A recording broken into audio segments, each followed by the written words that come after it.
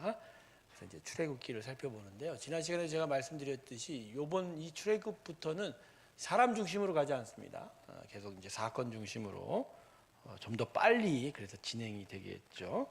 그래서 자, 그런데 이 출애굽에 앞서서 출애굽 연대를 좀 한번 생각해 봤으면 좋겠어요. 출애굽 연대. 출애굽 연대. 많은 사람들이 이 성경에 대한 생각들을 되게 뭐랄까 전설적인 것들이라고 좀 생각하는 경우가 있는데, 물론 성경은 사실의 확인책은 아닙니다. 그렇다고 해서 성경 자체가 틀린 것이다, 허구다, 또 이렇게 얘기할 수는 없는 거죠. 그러니까 팩트를 확인해주는 증거로 가득한 책은 아니지만, 그러나 성경에 쓰여져 있는 기록은 그 자체로 사실입니다.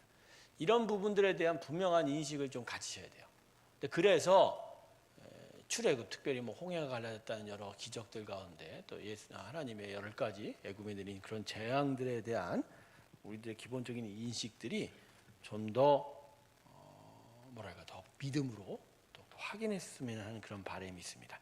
자, 출애굽 연도 한번 생각해 봅시다. 출애굽 연도. 성경에 보면요, 출애굽 연도를 계산하는 두 가지 클루가 있어요. 첫 번째가 뭐냐면 왕상 6장 1절입니다. 열왕기상 6장 1절을 보면 성전을 건축한 시점이 나와요. 성전 건축. 성전 건축. 근데 성전 건축의 시점을 다른 때하고 비교합니다. 자, 어떤 때와 비교하냐면 일단은 솔로몬이 왕이 된 지 4년 만이다라고 합니다. 솔로몬 왕 된 지 몇 년? 4년이다. 이게 언제냐면요, BC 966년입니다. 자, 이때는 역사 시대라고 하죠. 흔히 늘 얘기하는, 즉 글로 쓴 문서들이 존재하고 교차로 확인할 수 있는 다른 역사서들이 같이 존재하기 때문에 솔로몬의 왕이 등극과 치세에 관한 기록들은 뭐 여러 군데서 발견할 수 있어서 이건 확인이 가능한 거죠. 근데 또 그 열왕기상 6장 1절은 성전 건축의 두 번째 연대도 이야기해 주는데, 이게 바로 출애굽과 관련이 있어요. 이스라엘 자손이 애굽에서 나온 지 출애굽한 지 몇 년이라고 얘기하냐면요, 480년이라고. 480년. 자, 그러니까 성전 건축한 지 BC 966년, 기원전 966년 더하기 몇 년이요? 출애굽한 지 이스라엘 자손이 애굽 나온 지 몇 년이라고 했어요? 480년이니. 그러니까 더하면 총 얼마가 되죠? 기원전 1446년경이다 이렇게 얘기합니다. BC 15세기라고 하나요? 이건 15세기, 16세기 이렇게 이야기합니다. 자, 이게 출애굽 시기를 이야기하는 성경이 가르치는 첫 번째 이야기고요. 두 번째가 또 있어요. 두 번째가 이게 뭐냐면 사사기 11장 26절의 기록인데, 이제 입다에 대한 이야기예요. 입다에 대한 이야기인데, 입다가 사사로 활약할 때 이스라엘이 모든 성읍에 거한 지 300년 됐다고 그랬습니다. 즉 가나안 정복 300년. 근데 이 300년 요 때가 어떤 때냐? 사사 입다의 활동기입니다. 근데 사사 입다의 활동기는 여러 역사책으로 확인이 가능해요. 이때가 언제냐면 BC 700년이라고 얘기해요. 이제 한번 계산해 볼까요? 그럼 BC 700년 더하기 가나안 땅 들어온 지 몇 년? 300년. 그럼 합이 얼마예요? 1000년 BC. 자, 그런데 BC 1000년에다가 뭘 더해야 됩니까? 아니요, BC 1100년입니다. 죄송합니다. 사사 활동기가 1100년이고요. 1100년 300이니까 총 몇 년이죠? 1400. 거기에 출애굽 광야 유랑을 대충 40년으로 잡으면 얼마가 나오죠? 출애굽이 1440년이 나옵니다. 그러니까 지금 아까 열왕기상의 기록과 사사기의 기록이 별반 차이가 없게 되는 거죠. 근데 왜 이 출애굽 기간에 대한 이야기를 하냐면 이때 출애굽할 때의 기록이 여러 역사책에 좀 클로 남은 게 있어요. 클로 남은 게 있고, 당시에 요셉을 알던 왕조와 요셉을 알지 못하는 왕조의 교체가 일어나는데, 그 교체에 대한 기록들이 여러 군데 있는데, 그런 부분을 가지고 역사 때가 과연 언젠가 추측하는 일들이 지금 역사학계에서 많이 진행이 되고 있는 것 같아요. 더더군다나 이제 하비루라고 하는 명칭이 이제 여러 역사서에 등장하는데, 하비루, 히브루, 즉 히브리인들에 대한 영어 발음은 히브루거든, 히브루. 근데 하비루하고 발음이 비슷해서 역사서에 남아 있는 하비루라는 이 종족이, 일단의 종장, 이 집단이 바로 가나안에서 애굽으로 왔다가 애굽에서 일정 정도 정치 집단으로 커져버린 그런 이스라엘 백성을 의미하는 건 아닌가, 이런 추측이 가능하게 되는 거예요. 근데 제가 아까도 얘기했지만 이 출애굽 과정에 일어날 일들에 대해서 이게 사실인지 허구인지 대단한 믿음의 사람들이 많이 헷갈려하고 있는 상황인데, 오히려 역사학계에서는 이 정확한 연대를 측정하려고 많이 노력을 하고 있다는 거, 어떻게든지 사실에 가까운 증거를 확보하려고 많이 하고 있다는 거. 그런데 여러분, 이 선사시대라고 하죠, 요 기원전 이상의 시간들에 대한 문서들이 많이 남아있지 않고, 또 그 일들에 대한 어떤 기록들이, 후대의 기록들이 대부분 사람들의 구전과 기억에 의존하다 보니까 연대를 정확하게 측정한다는 것 자체가 꽤 어렵고요. 그걸 고고학적으로 또 발굴을 하려고 계속 유적지를 탐방하지만 그 발굴 작업이 그렇게 쉽지가 않거든요. 어떤 도시에서 계속 시대별로 계속 쌓여간 그 유적지를 계속 아래로 펴나가면서 알아본다는 게 그게 쉽지 않은 일이거든요. 어쨌든 간에 제가 지금 얘기 드리는 거는 출애굽은 허구가 아니다, 하나님의 분명한 역사다. 그래서 사실은요, 이 출애굽 이 연대가 대충 이렇게 나온 거예요. 역산에서 이제 아브라함 시대, 그다음에 노아 시대, 창조 시대까지 가보면 지구 역사는, 지구의 사람의 역사는 매우 짧다. 암만 길어도 6,000년이 넘지 않는다. 제가 창세기부터 누누이 얘기하지만, 시간 얘기하다 보면 본질을 많이 흐릴 것 같아서 얘기 안 하지만 또 말씀드립니다. 지구는 매우 젊은 행성이고, 하나님이 이 땅에 인간의 구원을 위해서 베푸신 역사의 일도 그리 짧지 않다라는 거, 그런 부분을 분명하게 기억을 하셔서 일견 세상의 진화론적인, 유물론적인 역사관에 결코 흔들리지 않으시길 주님의 축원합니다. 사람의 역사의 시작은 하나님이십니다. 그리고 그 모든 과정도 하나님이 인도하시고, 그 끝도 하나님이 주관하십니다. 할렐루야. 귀한 믿음이 있기를 바랍니다. 제가 요새 여러분들한테 계속 반복해서 이야기하는데, 사람에게 있어서 스스로가 컨트롤할 수 없는 가장 큰 두 가지가 있잖아요. 그게 뭐죠? 사람의 시작. 우리 인생의 시작을 우리 뜻대로 할 수 있습니까? 언제, 어디서, 어떻게 출생하는지는 우리한테 달리지않아요. 그죠? 그 존재 자체의 시작이 하나님이라는 거. 그다음에 우리의 육체의 마지막 날, 우리의 죽음도 우리가 조절할 수 있습니까? 없습니까? 없습니다. 그러니까 인간의 어떤 한계, 인간의 어떤 연약함을 이것으로 알 수 있는데, 저는요 이걸 거꾸로 봅니다. 자, 사람이라는 존재가 바로 모든 생명들도 마찬가지지만 그 시작과 끝을 스스로가 결정할 수 없고 컨트롤할 수 없다라는 건, 거꾸로 얘기하면 하나님의 전적인 책임이 있다라는 것의 증거예요. 하나님이 책임지시는 거예요. 그 영혼을 만드시고 그 영혼을 거두어가시고 그 시작과 그 끝 가운데 하나님께서 책임지시고 하나님께서 인도하시는 거예요. 그러니까 기본적으로 사람은 하나님과 동행하는 거예요. 하나님과 함께하는 게 인생이에요. 그게 우리 인생의 본질이에요. 근데 사람이 타락해서 하나님을 배신하고 하나님 주인 삼지 못하고 하나님과 동행을 거부하다 보니까 하나님의 어떤 전적인 책임을 누리지 못하는 거예요. 예수의 복은 바로 이것이 회복이 되는 거예요. 구원이라는 건 바로 이겁니다. 구원은 그냥 예수님의 은혜 안에 용서받았다 어떤 죄 개념의 얘기가 아니라 하나님이 우리 안에 다시 들어와서 우리를 다시 살리시고 우리와 동행하셔서 우리 인생을 원래 지으신 그대로 회복시키시고 당신의 복을 이루어 가시고자 하는 그 일이 바로 구원인 거예요.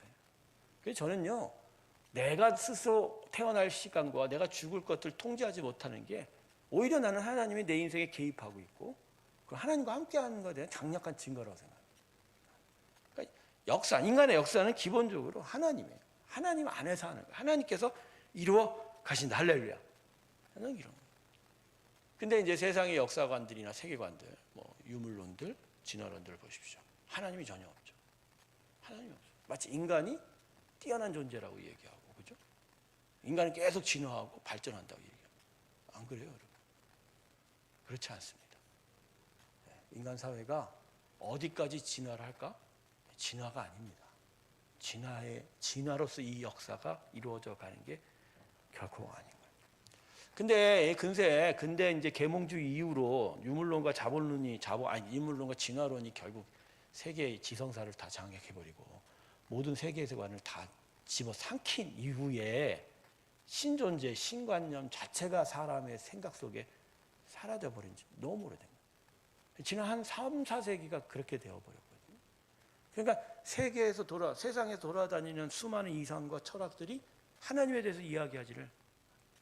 여러분 그거 아세요? 17, 18세기 시민사회 형성과 그다음에 여러 계몽주의가 발전하기 이전에 모든 인간의 사상 속에는 뭐가 있죠? 특히 유럽의 사람들 속에는 뭐가 중심이었어요? 하나님 중심. 뭐 중세 교회들이 타락하고 뭐 봉건 영주들의 어떤 세속화가 이루어졌다 하더라도 기본적으로 사람의 생각 속에는 뭐가 중심이 있어요? 물론 이제 신지식이 틀려먹어서 그 하나님에 대한 존재는 믿는데 하나님 제대로 알지 못하니까 엉뚱한 짓을 했긴 했지만 그 인생 안에 무엇보다 하나님이 계셨었어요. 근데 이게 계몽주의가 가장 큰 건데 이 계몽주의가 들어오고 산업혁명이 들어오고 시민사회가 성장이 되면서 이게 확 무너져버려요. 거기 일조라는 게 진화론이에요. 그것들이 이제 성경의 기록들을 허구로 만들고 전설로 만들어내고 이제는 아예 이제 교회가 섹트가 돼버립니다. 섹트라는 얘기는 뭐냐면 영어인데 한 부분, 아주 작은 부분화 됐다는 거죠. 그리고 아예 개토화를 시켜버려요. 쟤네들은 원래 이상한 애들이야. 그냥 지들 안에서 지들끼리 집으로 볶는 거야. 우리하고는 전혀 상관없어. 이런 식으로 몰아내버리고. 여러분 3, 400년 전만 해도 하나님의 신관념이 온 세상을 지배하는 지배관념이었어요. 우리는 3, 400년 전에 무슨 일이 일어났는지 잘 모르죠. 엄청난 일이 이 금세에 확 뒤집어 버린 거예요. 이걸 깨트려야 됩니다. 이걸 깨트려야 돼요. 근데 예수 믿는 사람들이 오히려 성경을 볼 때 어떻게 생각합니까? 전설로 생각합니다. 전설로 생각합니다. 이거 있지 않았던 일이야? 대충 있었던 일이야. 내가 여러분에게 물어볼게요. 홍해가 갈라졌습니까?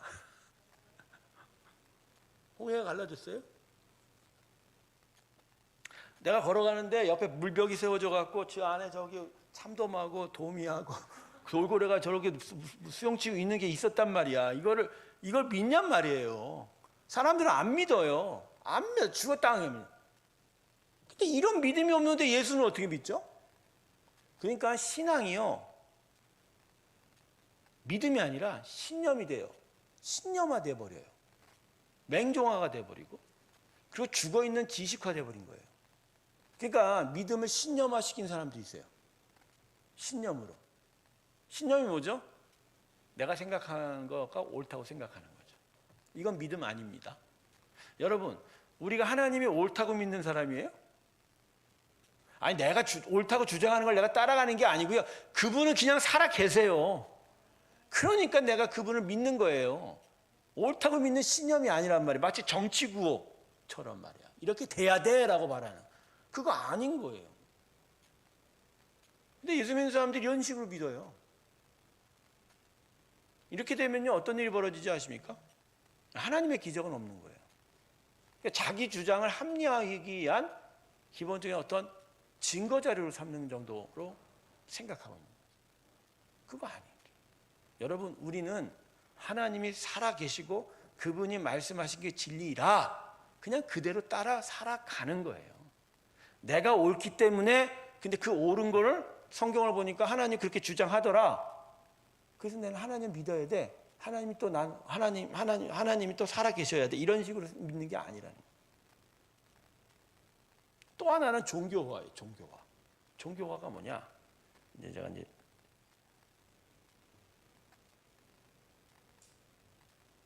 종교화가 뭐냐? 그냥 일종의 철학 사상화되는 거죠. 그러니까 내가 마음의 평안을 얻기 위해서, 안식을 얻고 기쁨을 얻기 위해서 어느 일정한 시간과 장소에서 또 종교적 의식을 통해서나 종교적 이야기를 통해서 마음의 위안을 얻는 정도. 그 정도 수준으로 신앙을 생각합니다. 그러니까 이런 자들은 기본적으로 그 시간 그 자리를 벗어나게 되면 거기서 이야기된 종교적 이야기가 자기 삶을 지배하지 못하죠. 그 이야기는 어디에만 국한돼요? 그 시간에 그 건물 안에서만 지배. 나의 일상의 삶에는 그게 지배가 돼야 안 돼요? 안 되죠. 그럼 그쪽의 이야기라 이렇게 얘기하는 거죠. 이게 종교화인 거예요. 대부분의 성도님들이 교회 와서는 아멘하지만 세상에서 아멘합니까? 그걸 마치 내가 믿음이 없어서 그래. 그거 아니거든요. 믿음이 없는 게 아니고요. 안 믿는 거예요. 믿음이 작은 게 아니고요. 안 믿는 거라고. 성도들이 착각하는 게 뭔지 아세요? 난 그래도 예수 믿어. 안 그래요. 믿음은 그대로 나타나야 돼요. 그러니까 믿음이 작다고 하는 게 아니라 엄밀하게 얘기하면 안 믿는 거예요. 안 믿는 거예요. 믿음을 신념화시켜서 믿음의 정도 강하고 이렇게 얘기하는 거예요. 원래가. 그게 아니거든요. 믿으면 100%의 기본적으로. 자, 예수님이 십자가에 죽으셨으나 사흘 만에 부활하셨습니다. 자, 그게 기본적인 사실이에요. 자, 그러면 내가 그걸 믿는다 그러면 그 믿는다라는 건 그걸 사실을 100% 믿는 게 믿는 거 아닌가요? 그래 안 그래요? 가령 예수님이 죽긴 했을 거야. 죽었는데 다시 살아나는 건 긴가민가 한데. 자, 이러면 남들 앞에 가서 나 십자가 믿어. 근데 예수님 부활한 건 좀 아리까리해. 자, 그러니까 내가 좀 믿음이 약한가 봐. 이 말을 이렇게 하면 돼요, 안 돼요? 이 사람은 믿는 거예요, 안 믿는 거예요? 자, 그러면 이런 식으로 이야기하면 내가 하나님 앞에서 아멘 하면서 나 믿습니다 했는데 그걸 자기 삶에서 그대로 실천하지 못하면 그건 믿음이 약한 거예요? 믿음이 없는 거예요? 근데 왜 우리는 믿음이 약해서 그렇다고 하면서 여전히 나는 그래도 믿었다라고 얘기하죠? 자기 위로죠. 근데 왜 자기 위로를 계속 주장할까? 왜 그럴까요, 여러분? 아니 내가 지금 믿음의 인생을 못 살고 있는 건 못 살고 있는 거거든. 근데 그대로 이야기하기가 싫은 거야. 그러면서 뭐라 그래? 난 그래도 조금 믿어요. 왜 자꾸만 이쪽하고 자꾸만 연결을 하려고 그러죠? 아니죠. 양다리 걸치는 거죠. 타협이 아니라 양쪽 다 걸쳐야 돼. 어떻게든지 걸쳐놔야지 유사시 어떻게든지 이쪽 저쪽에서 뭔가는 얻잖아. 응? 홍수가 나면 이쪽으로 뛰어들고 불이 나면 이쪽으로 뛰어들고. 그러니까 어떻게 해서라도 나한테 이익이 되는 건 다 있었으면 좋겠는 거죠.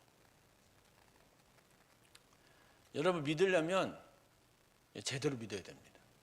그리고 성경이 그렇게 이야기한 대로 그렇게 믿으면 믿는 대로 살게 되어 있습니다.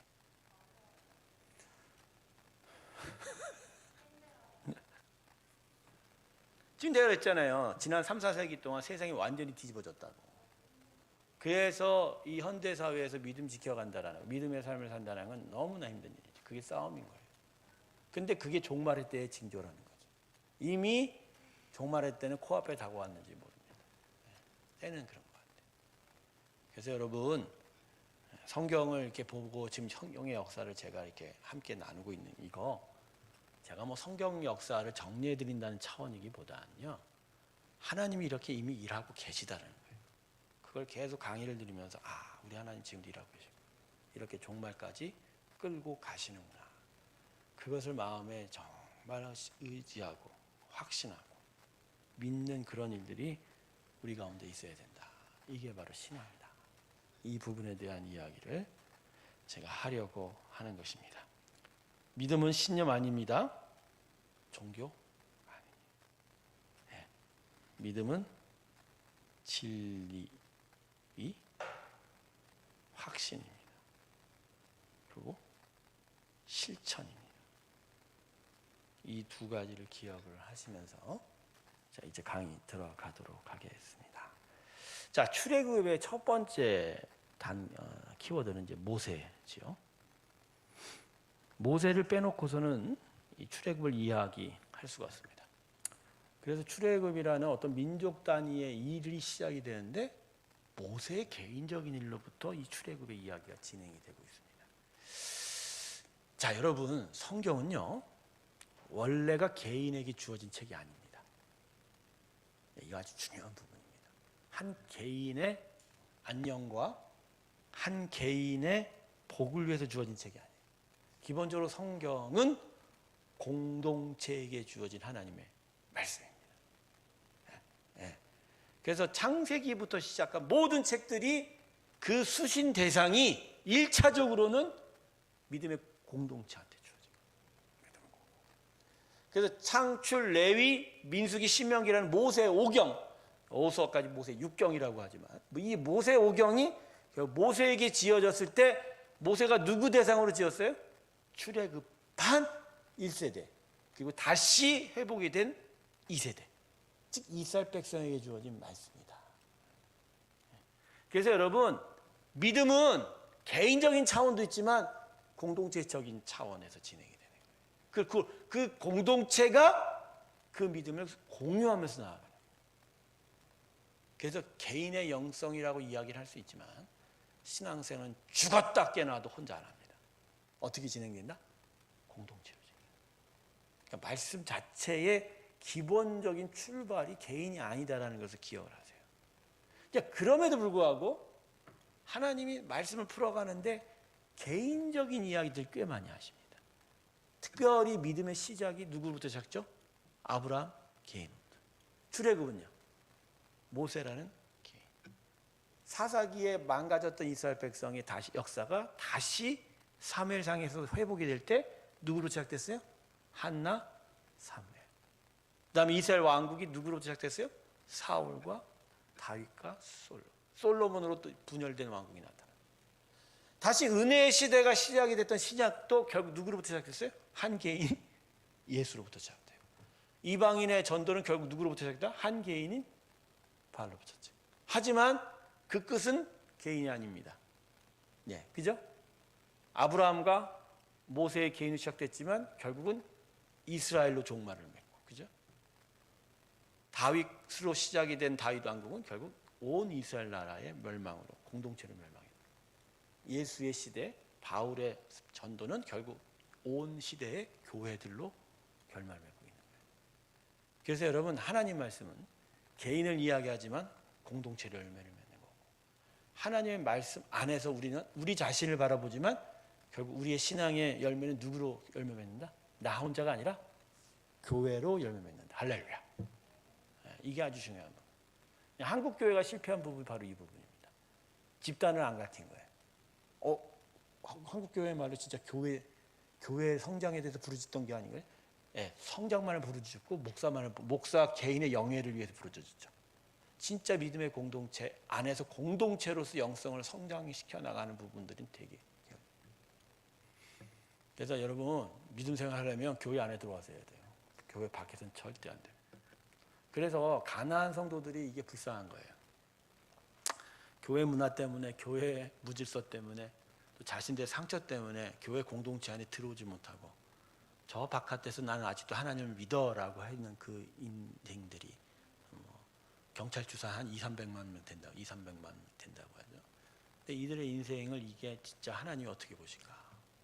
교회 안에서 결국 세워져야 되고 이끌어져야 돼요.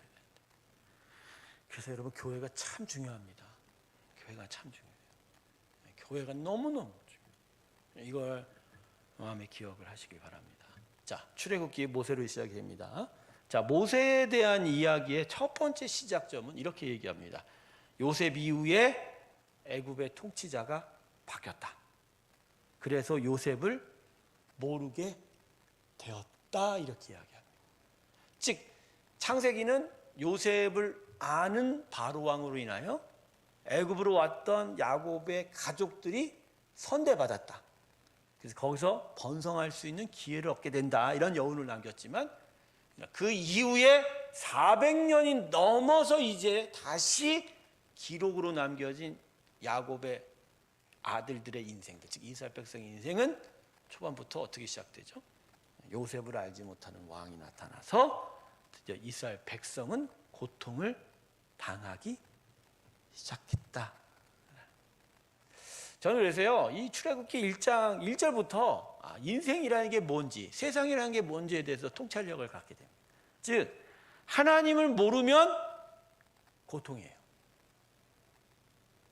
하나님을 아는 세상에 오면 진짜 편하게 되는 거죠. 행복한.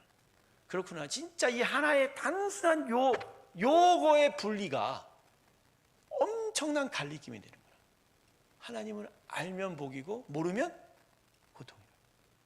심지어 나는 알아도 내 주변이 모르면 더불어 고통을 받아요. 나는 알지만. 오히려 그래서 그 대신 누가 하나님을 알므로 말미암아 어떤 자들은 자기는 안 믿는데 복을 받는 세대도 있긴 해요.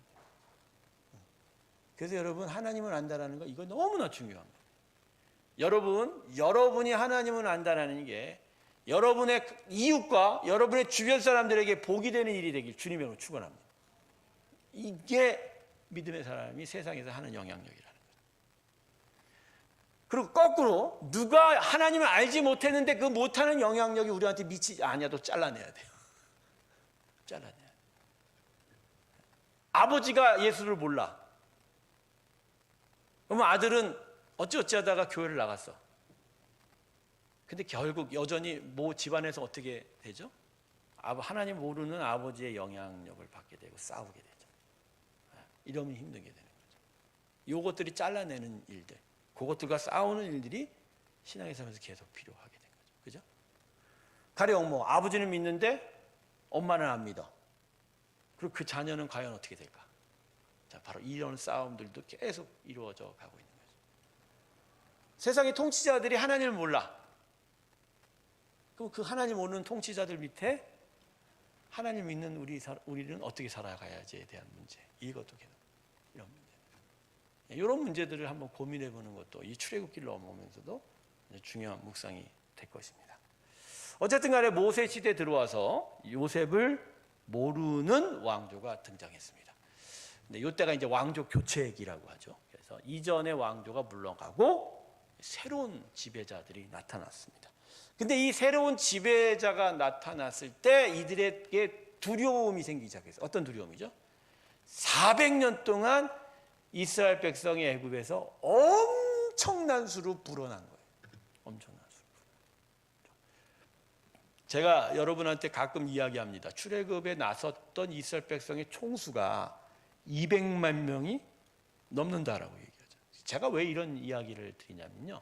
전체 총수에 대한 기록은 성경에 없어요. 그러나 분명한 기록 하나 있어요. 왜? 전쟁에 나설 수 있는 18세 이상의 성인 남자 군사들의 숫자는 분명히 기록합니다. 대략적으로 60만 명이 넘었다고 하지 않습니까? 자, 그러면 생식을 할 수 있는, 즉 가정을 일구 수 있는 남자 군인의 숫자가 60만 명이다. 그럼 거기에 딸린 가족의 숫자는 얼마나 될 거냐?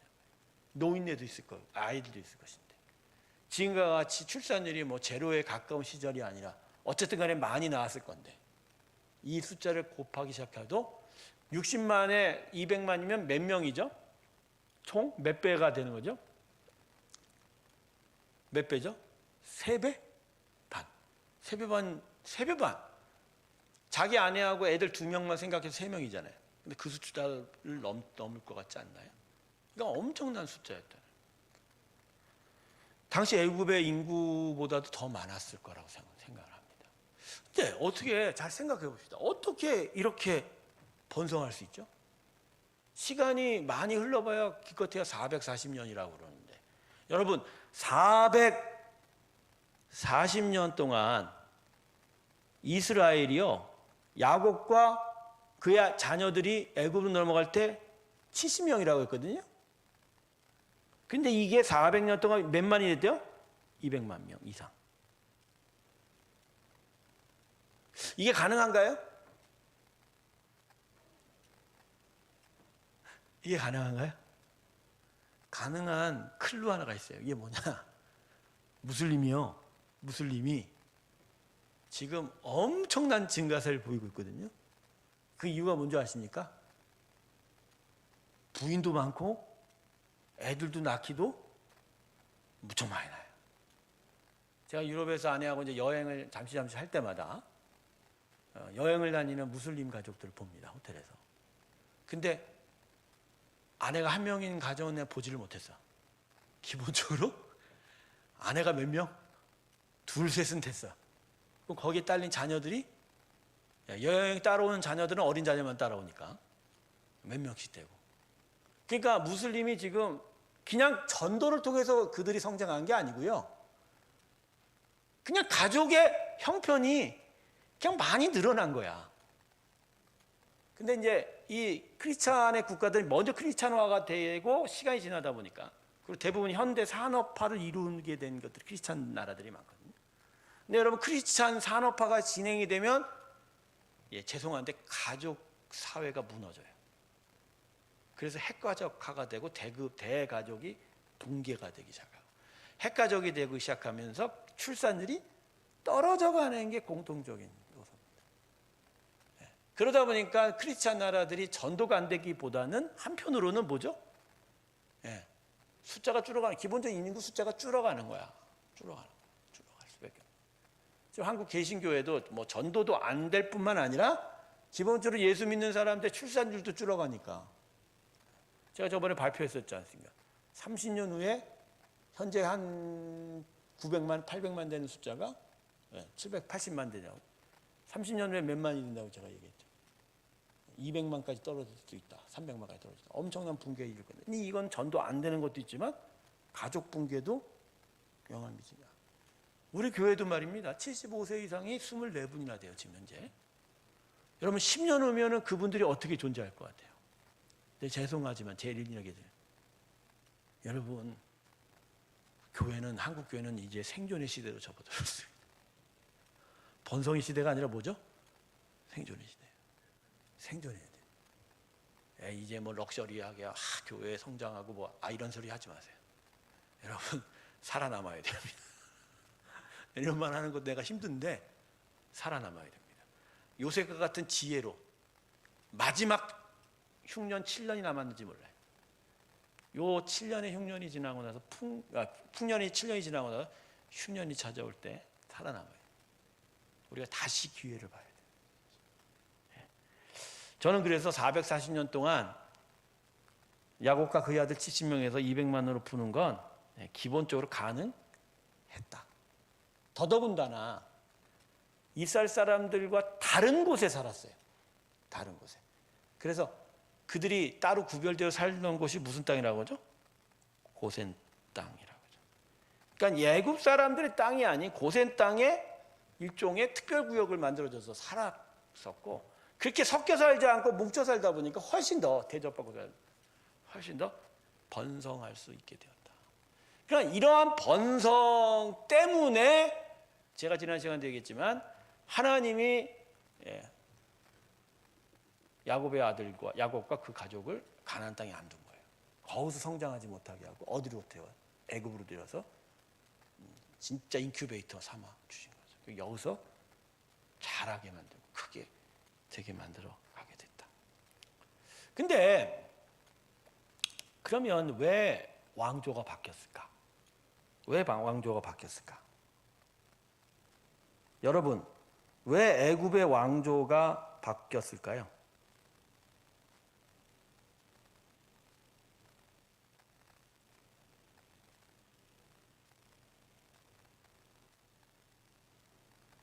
왜 바뀌었을까요?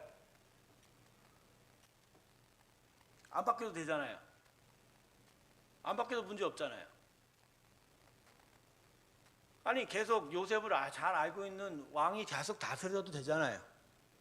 그렇게 잘 친화적인 왕이 있어도 모세가 가갖고 나 데려가겠다 해서 그럼 순순히 보내줬어도 됐잖아요.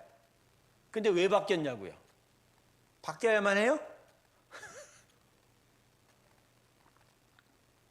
왜 바뀌었냐고요? 왜 잘 나가다가 갑자기 왕조가 바뀌냐고. 응? 안 바뀌어도 되잖아요. 잘 생각해 보세요. 하나님 모르고 모세에게 대항하고 이스라엘 백성을 박해하던 그 바로 왕이 아니라 계속 요셉을 알고 그 호의적인 왕이 있었다 하더라 하면 훨씬 더 충돌하지 않고 순순히 그래? 데려가. 너네 하나님 뜻이구나.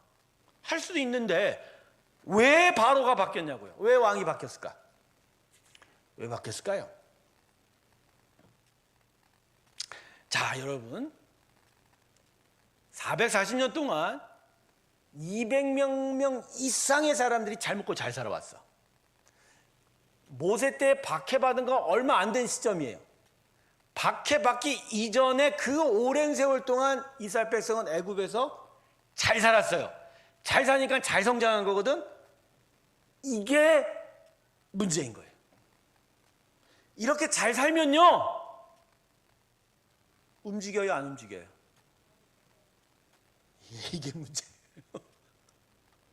그러니까 야곱이 그 가족들과 어떻게 애굽으로 넘어왔죠? 하나님이 가라고 하니까 그냥 선선히 간 거예요? 기근 때문에 못 살만하니까, 못 살겠으니까 온 거잖아. 그러니까 아브라함이 대단한 사람이에요.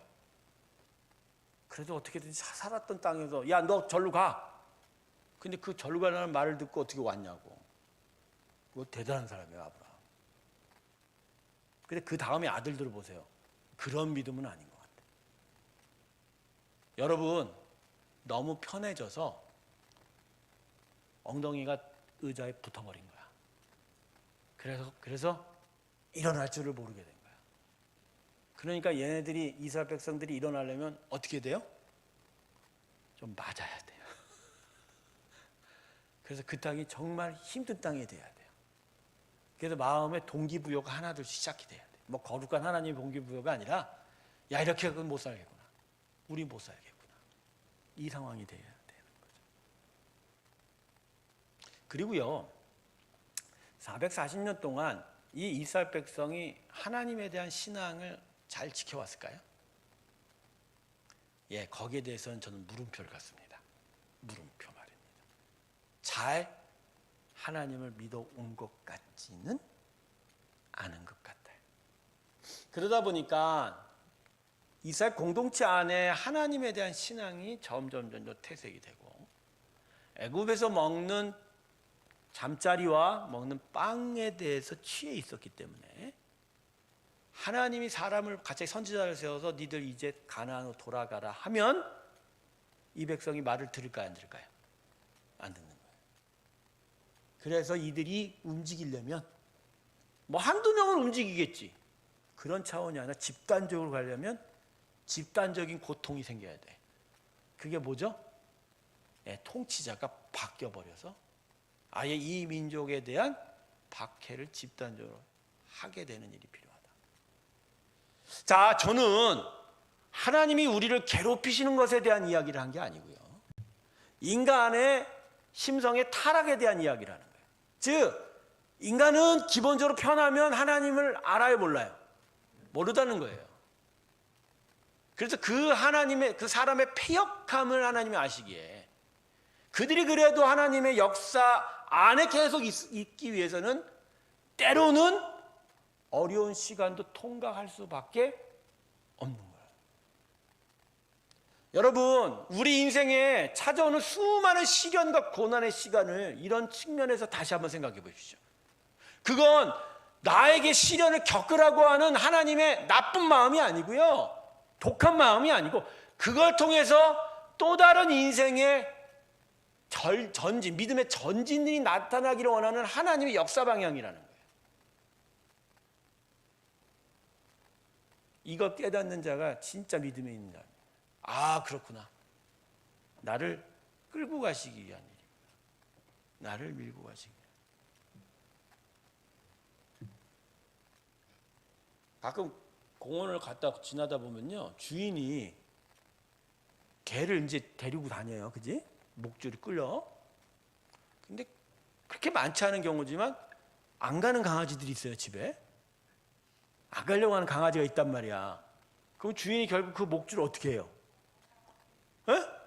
그럼 잡아당기면 아파요, 안 아파요? 아파요. 근데 주인이 잡아당기는 이유가 뭐죠? 여기 있으면 안 되거든. 집에 간 게 얘한테 좋은 거거든. 그러니까 살짝 잡아당기는 거야.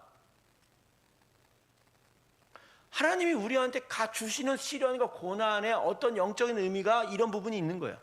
살짝 잡아당기는 거예요. 사실 목줄 살짝 잡아당길 때 훈련된 개는 어떻게 알아요? 바로 따라. 왜? 이래야 편한 걸 지가 알거든. 그래야 나를 안 잡아당긴다. 근데 훈련이 안 된 강아지는 어떡하죠? 버티고 개겨버리죠. 그럼 어떤 일이 생기죠?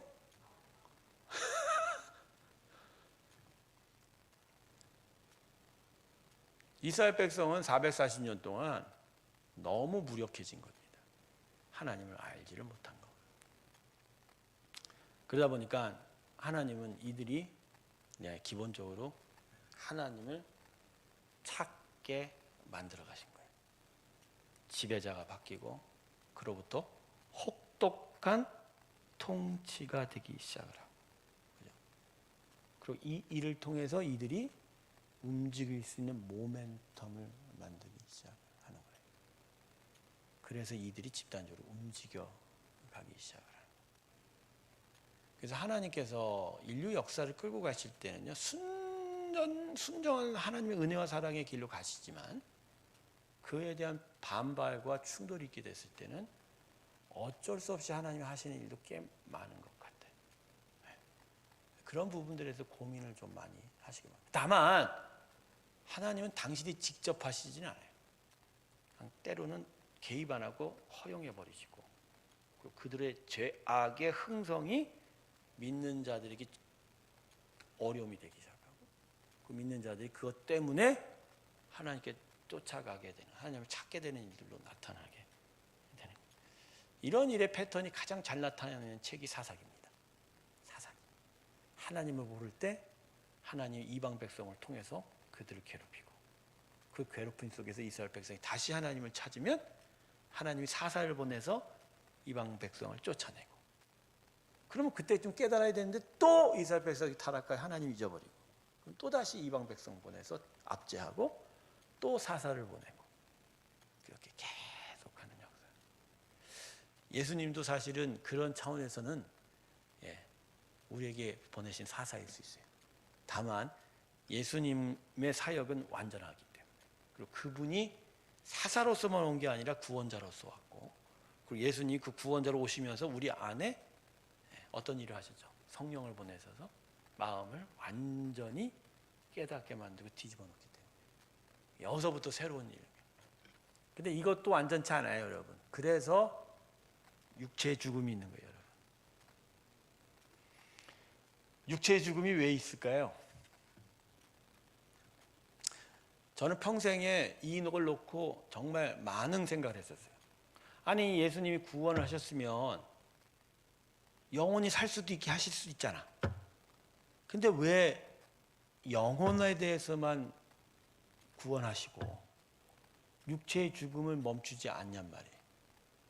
자, 여러분, 아담이 만들어졌을 때 영원토록 살 거라고 얘기한 적은 없지만 그렇다고 곧 죽을 거라고도 얘기하지 않으셨어요. 아무 기억이 없어요. 즉 영생을 향한 가능성이 있다, 없다? 있다. 그래서 에덴 동산에 뭐가 있었죠? 생명과가 있었잖아요. 근데 아담이 에덴 동산에 쫓겨나면서 영생에 대한 가능성은 제로가 됐어요.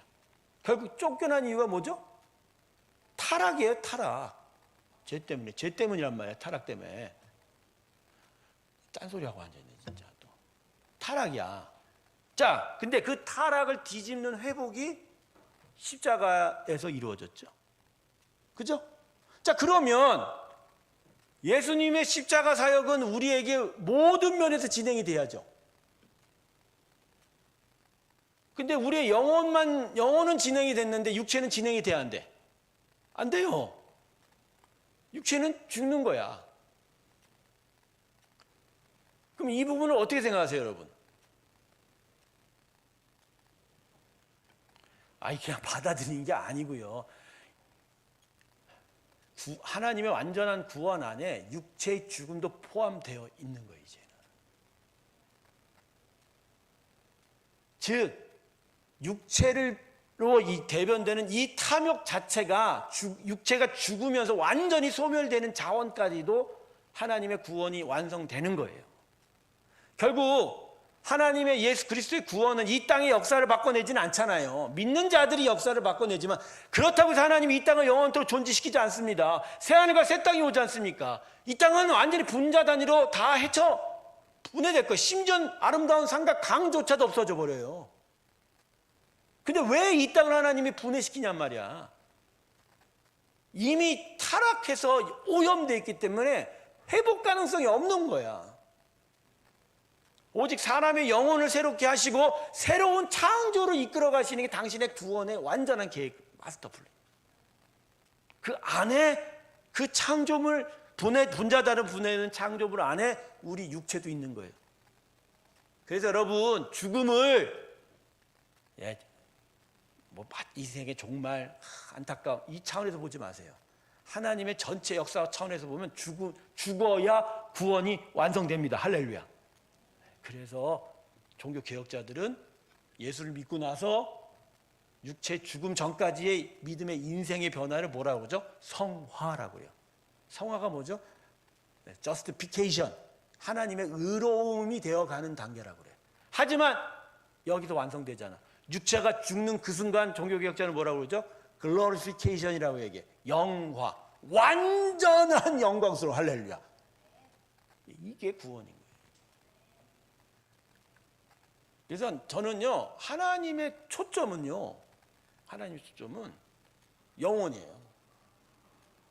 그리고 그 영혼이 하나님의 완전한 천상의 천국에서 완전한 회복이 있어. 그분의 나라를 만들어가는 초점으로 이어져 가는 거예요. 자, 그래서 여러분, 영혼만 있으면 안 되니까 예수님이 재림하실 때 땅에 묻혔던 육체들이 부활합니다. 그 새로운 부활체가 되어 그 영혼과 연합되는 이유가 바로 여기 있는 거예요. 이게 구원의 신비이고 구원의 완성입니다. 육체의 죽음을 두려워하지 마시길 주님의 축원합니다. 예수 믿는 자에게는 육체의 죽음은 완전한 구원의 시작입니다. 물론 지금도 완전한 구원이지만 구원을 이루어가고 있는 거지 아직 완전치 않아요. 그러나 그 완전한 구원은 육체의 죽음을 넘어서기 시작해요. 그러니까 여러분, 육체는요 결국 버려져 가는 거예요. 물론 건강도 하시고 맛있는 음식도 드시고 또 보기 좋은 관광도 하시고 하시지만 누리는 정도에서 하시지 그걸 사랑하지 않기를 바랍니다. 누린다는 의미는 뭐냐? 그러니까 줬으니까 주면 내가 그냥 즐기면 되는 정도예요. 내 눈앞에 울산바위 아름다운 산을 이렇게 보게 되면 좋다 즐기면 되는 거야. 하지만 시간 되면 다시 서울 와서 열심히 일해야 되죠. 근데 그것을 사랑해서 거기서 매년 계속 거기만 있으면 돼요, 안 돼요? 안 돼요. 이런 거예요. 이 정도 선에서 사는 거지 주장창 먹을 거 쫓아다니고 보는 거 쫓아다니고 봄이면 꽃 구경 가고 여름은 바다 가고 가을이면 단풍 구경 가고 겨울이면 눈 구경 가고 매 주일마다 놀러 갈 궁리를 하는 이 크리스찬들은 내가 볼 때는 이거는 완전히 육체 속에 들어가 살아. 도대체 구원의 초점이 어디 있는지를 모르는 거니까. 내가 지금 무슨 얘기하다 여기까지 나왔냐 지금. 그러니까 여러분, 이 하나님의 역사 방향의 그 경륜들을 깨닫는 게 이게 중요합니다. 그러니까 이스라엘 백성에게 왜 왕조가 바뀌었는가? 인간의 타락 때문에. 스스로가 그 타락을 뒤집어서 스스로가 구원할 힘이 없어요. 그러니까 때로는 지혜를 주고 길을 인도하려면 이런 시련과 고난도 허락받을 수밖에 없게 된다. 자, 이러한 역사의 변화 속에 누가 태어났습니까? 모세가 태어난 거예요. 모세. 그러니까 모세라는 사람은 기본적으로 이 하나님의 역사 변화를 인도해낼 사명이 있는 거예요. 그러니까 왕조가 바뀌고 그 와중에 모세가 태어났다. 그럼 모세는 결국 뭐 할 사람이에요? 바뀌어진 왕조 속에 이 백성 끄집어 내서 하나님의 역사 가운데로 가야 되는 사람이에요. 여러분, 모세라는 사람의 비중은 구약 백성들에게는 예수님만큼입니다. 왜냐하면 출애굽이라는 건 이스라엘 백성에게는 완전한 믿음의 백성으로 변해가는 새로운 지위를 얻게 되는 사건이기 때문에, 공동체로서. 그렇기 때문에 그 시작을 이끌어낸 모세는 어떻게 보면 신약 백성을 이끌어냈던 예수님의 구원의 사건과 맞먹게 되는 일들이죠. 그래서 여러분, 이스라엘 백성에게는요, 아브라함이 사실 시작이잖아요. 그 아브라함보다 더 큰 시작이 모세입니다. 네, 모세. 그래서 변화산 사건 속에서 예수님 옆에 등장한 사람이 누구였어요? 아브라함이 아니라 누구죠? 모세고 엘리야 선지자였다. 네, 이런 부분들이 이제 특정이 되는 거죠. 자, 여기까지만 할게요. 오늘은 모세. 자, 오늘 제 노트에 4분의 1도 안 했습니다. 자, 이런 식으로 또 어떻게 갈지 모르겠습니다. 예, 여기까지 하고 마무리 짓도록 하겠습니다. 다음 주에는 이제 본격적으로 모세가 어떻게 자라나고 모세를 통해서